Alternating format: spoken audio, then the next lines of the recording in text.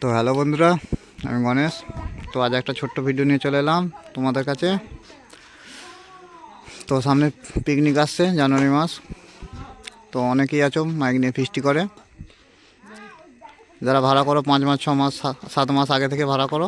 আর কিছু ছেলেরা আছে যারা হঠাৎ ফিস্টি হয় 2 মাস আগে থেকে বা 1 সপ্তাহ আগে থেকে, তারা মাইক পায় না। তো তাদের জন্য ভিডিওটা। আর এই যে দেখছো আমাদের ক্লাব ঘর, ছেলেরা খেলছে। তো জানুয়ারি মাসের